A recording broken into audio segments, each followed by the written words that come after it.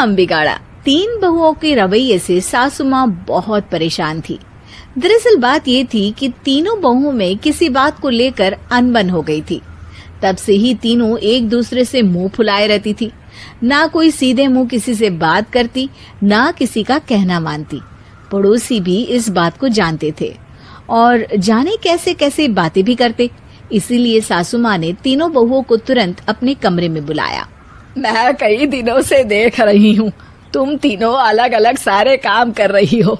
ये सब नहीं चलेगा, तीनों को मिलकर ही काम करना पड़ेगा।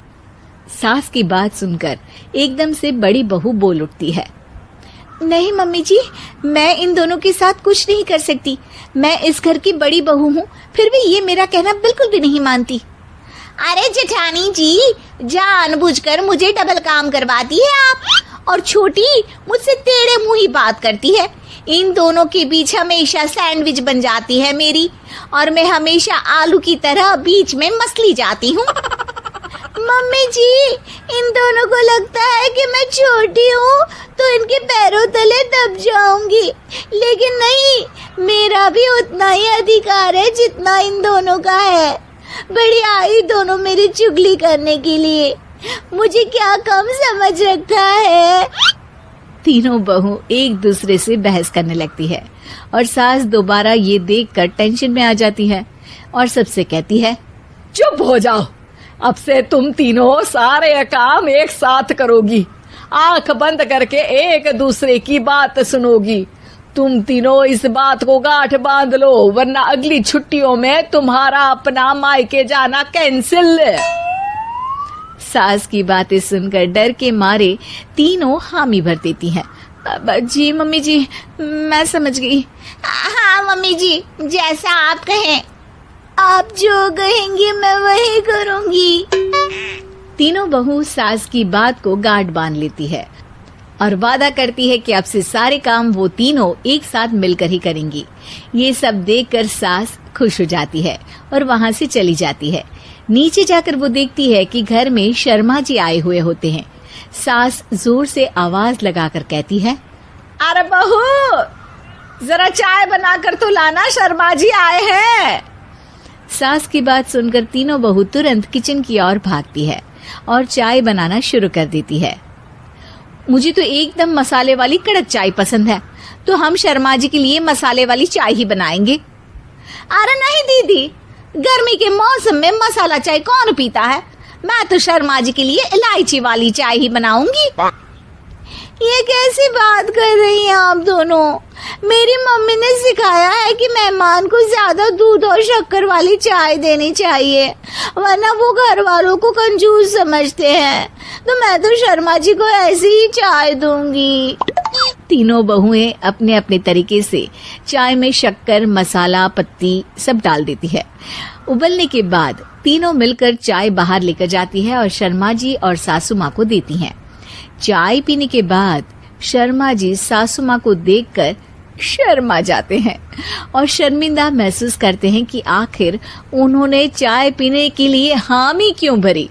सासू माँ भी चाय पीना शुरू करती है और कहती हैं, अरे बहू, ये कैसी चाय बनाई है?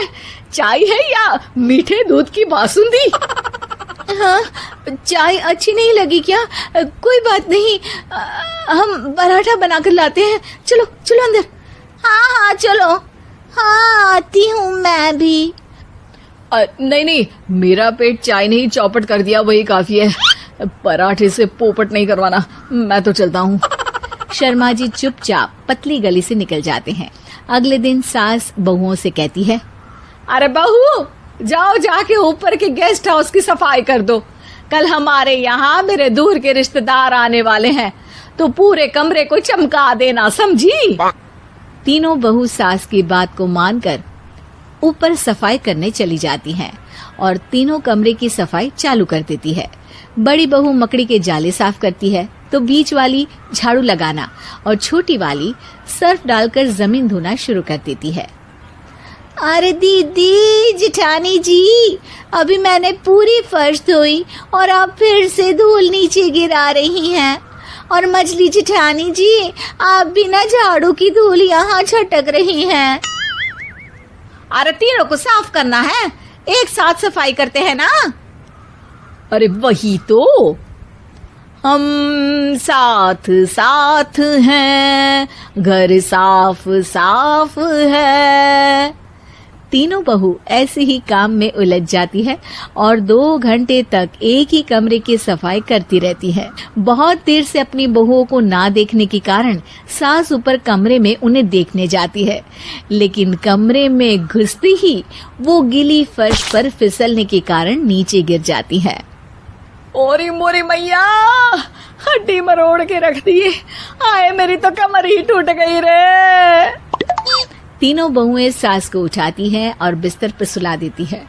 अरे मेरे हाथ पैर दर्द कर रहे हैं, दबा दो, आराम मिलेगा। हाँ जी माँ जी। अरे जी माँ जी, जी माँ जी।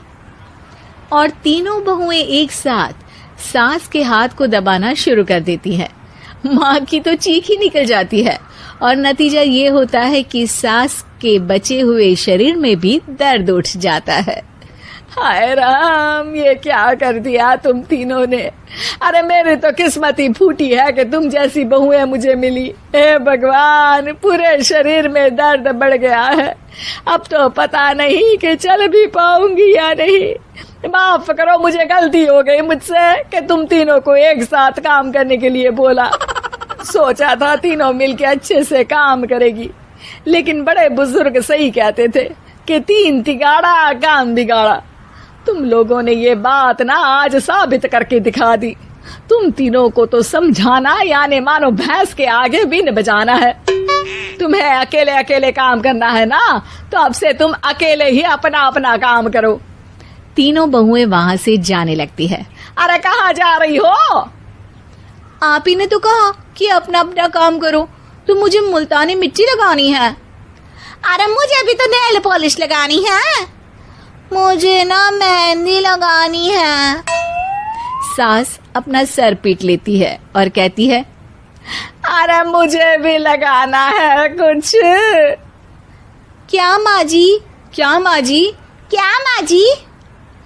तुम्हारे घर वालों को फोन तुम्हारी हरकतें बताने के लिए।